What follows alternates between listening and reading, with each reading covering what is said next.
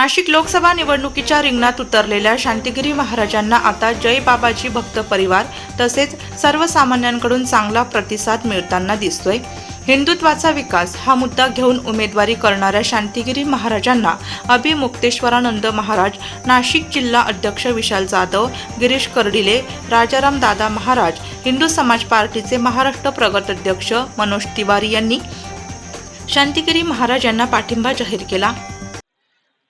मी मनोज गोविंदप्रसाद तिवारी, हिंदू समाज पार्टीचा महाराष्ट्र प्रदेश अध्यक्ष आणि मी इथे सनातन धर्माच्या ज्या युद्धामध्ये बाबाजी उतरले आहेत त्या बाबाजींना समर्थन देण्याकरता मी इथे आलेलो आहे। बाबाजींसोबत माझी भेट झाली, बाबाजींनी आशीर्वाद दिला आणि त्यांनी पण मला त्याच पद्धतीमध्ये म्हणजे सनातन आपल्या ज्या हिंदू समाजाकरता जे आता हे नाट्यमय रूपांतर झालेलं आहे, एकंदरीत म्हणजे दाखवायचे दात वेगळे आणि खायचे दात वेगळे, त्या पद्धतीमध्ये जी हिंदू समाजाबरोबर लूट चालू आहे, डिवायडेड अँड रूलची, याला कुठेतरी अंकुश लागायला पाहिजे। त्या पद्धतीमध्ये माझं पूर्ण समर्थन, माझ्या सहकार्याबद्दल, सहकार्य जे मला आज सपोर्ट देत आहेत त्यांच्यासोबत मी आलोय आणि याच्यानंतर आता जी रॅली निघेल त्याच्यामध्ये आमची ताकद आम्ही दाखवू की सनातन एवढं कमजोर नाही झालं अजून आम्हाला, आणि अशा संतांचा आम्हाला आशीर्वाद मिळालं आणि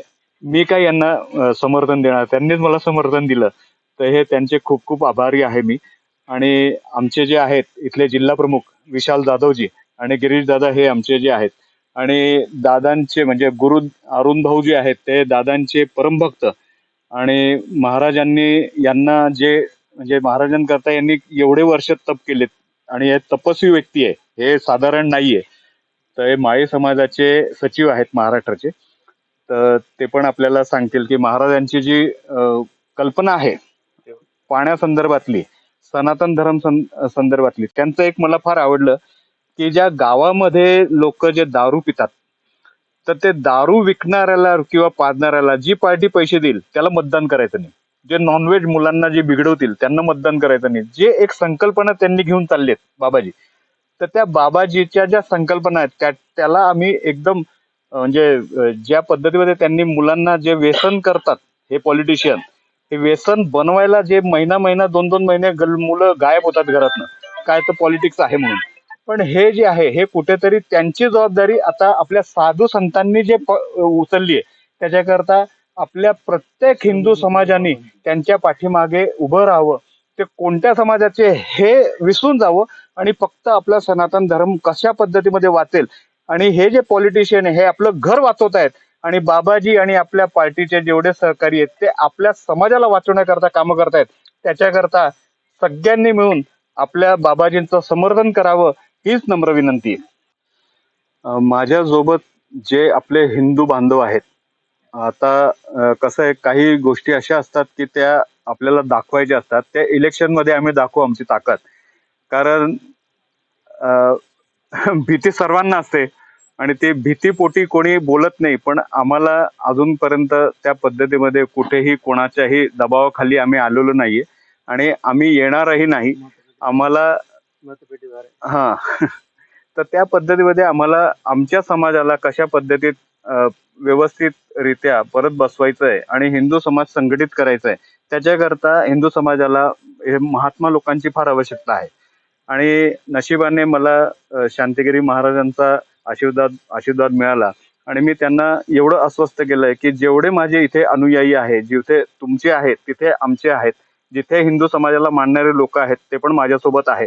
आज मी सगळ्यांशी विचारपूस करून त्यांना विचारलं की काय करायचं आपण, तर त्यांनी सांगितलं बाबांना ज्या पद्धतीमध्ये धोका मिळाला, आधी हो मग नाही, मग हो मग नाही, तर हे कुठेतरी आपल्याला शिवी दिली एक आपल्या समाजाला, कशा करता तर म्हणे फक्त म्हणजे त्या लोकांना पॉलिटिक्स, आम्ही पॉलिटिशियन नाहीये, बाबाजी पॉलिटिक्स करणार पण नाहीये, पण आपल्या समाजाची सुधारणा करण्याकरता ज्यावेळेस एक साधू एक महात्मा रणांगणात उतरतो आणि त्याला पॉलिटिशियन मागे टाकतात, तर त्याचं राग म्हणून मी पण यांना समर्थन देण्याकरता इथपर्यंत आलोय आणि नक्की आम्ही यांना जिंकून देऊ ही त्यांना म्हणजे चॅलेंज आहे की त्यांना थांबवून दाखवा, आम्ही त्यांना जिंकून आणू एवढंच। आणि मतदारांना मी एवढंच सांगेन आणि आई बहिणींना सांगेल की जे व्यसन करतात, जे दारू पाजतात, जे मटण खाऊ घालतात, आपल्या मुलांना बिघडवतात, त्यांना वोटिंग करू नका, एवढंच आमचं म्हणणं आहे.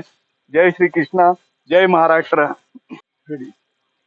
मी एक अखिल भारतीय माळी महासंघाचा प्रदेश सचिव आहे. सामाजिक कार्य करतो पहिल्यापासून.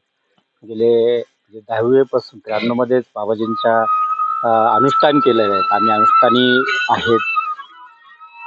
हिंदू धर्मासाठी बाबाजींची जे काही मुलांसाठी जे काही काम चालतं हे आम्ही डोळ्यांनी बघतो. प्रत्यक्षात आम्ही बघितलेलं आहे का बाबाजींचं म्हणणं असं आहे की ही जी तरुण पिढी जी काही वेगळ्या मार्गाला जातीये, वाम मार्ग म्हणजे अंमली पदार्थांपासून याच्यापासून कशी सुटली पाहिजे. आज जर ह्या परिस्थितीला जर आळा घातला तर पुढे ही पिढी वेगळ्या कुठल्या तरी दिशेला न जाता एक चांगल्या मार्गाला जातील. भारत देश हा एक उद्योजिक सुसंस्कृत आणि चांगला देश उभा राहील. दुसरी गोष्ट, बाबाजींकडे जे पाण्याचं व्हिजन आहे, बाबाजींचं म्हणणं आहे का जे शेतकऱ्याच्या बांधावरती पाणी आलं पाहिजे. बाबांचं शेतकऱ्यांच्या बांधावर पाणी म्हणजे प्रत्येक शेतकरी हा म्हणजे आपला जो देश आहे कृषी प्रधान देश, तर हे जे नाव आहे फक्त नाव आहेत कृषी प्रधान देश. ज्या मोठ्या प्रमाणामध्ये शेती असून त्या मालाला भाव नाहीये, पाणी नाही, खूप अडचणीमध्ये शेतकरी आहेत. आज व्यथा बाबा जाणून आहे सगळ्या.